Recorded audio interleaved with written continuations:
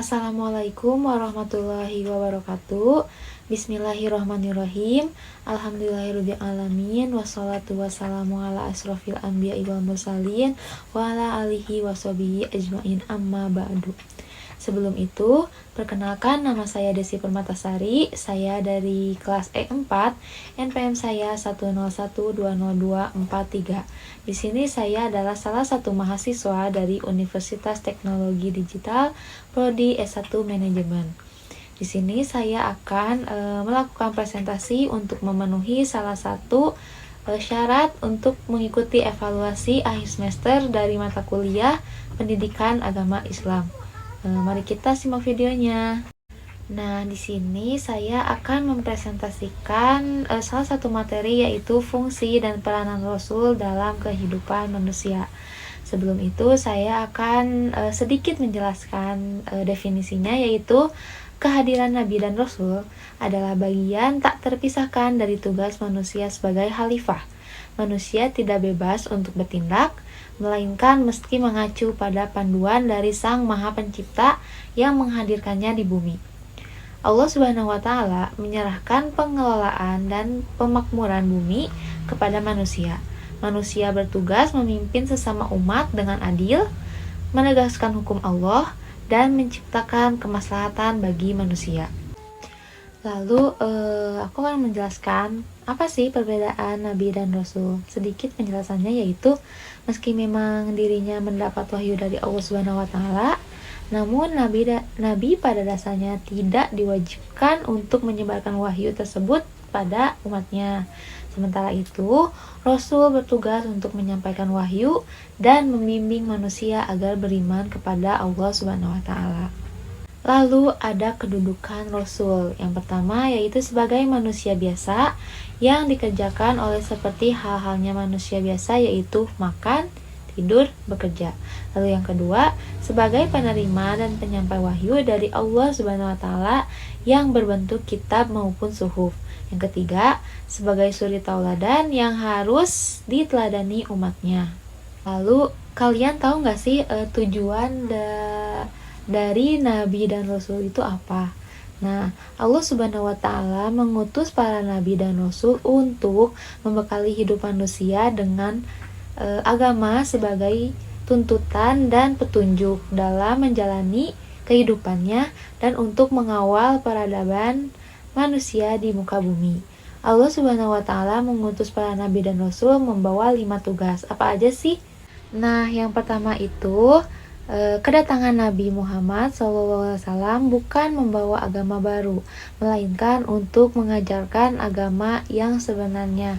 Ia juga menjadi saksi di hadapan Allah Subhanahu wa Ta'ala atas segala perbuatan manusia dan bagaimana mereka menerima ajaran Allah. Rasulullah SAW mengingatkan zamannya dan zaman sekarang untuk memulihkan melawan kejahatan seperti yang dilakukan Nabi Musa dalam tugasnya pada masa itu. Dan itu sudah dijelaskan ada di surat Al-Muzammil ayat 73 surat ke-15, yang artinya, sesungguhnya kami telah mengutus seorang Rasul kepada kamu yang menjadi saksi terhadapmu sebagaimana kami telah mengutus seorang Rasul kepada Fir'aun. Lalu yang kedua, yaitu sebagai pembawa berita gembira berupa rahmat dari Allah Subhanahu wa Ta'ala.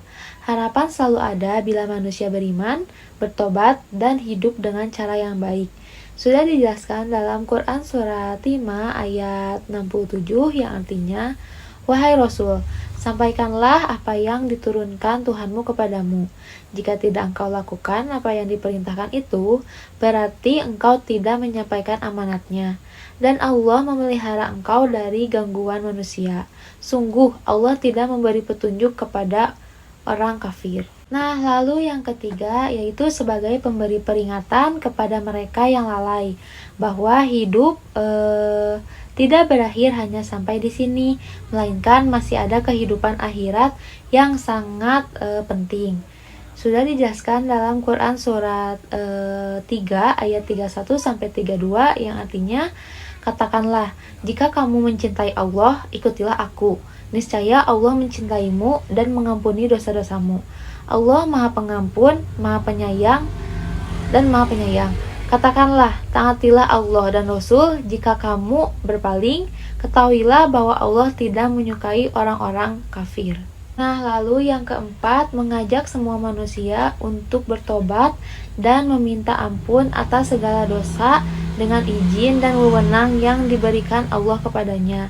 Sudah dijelaskan dalam Quran surat kedua ayat 129 yang artinya, ya Tuhan kami, utuslah di tengah mereka seorang rasul dari kalangan mereka sendiri yang akan membacakan kepada mereka ayat-ayat-Mu dan mengajarkan kitab dan hikmah kepada mereka dan menyucikan mereka. Sungguh Engkaulah yang Maha Perkasa, Maha Bijaksana.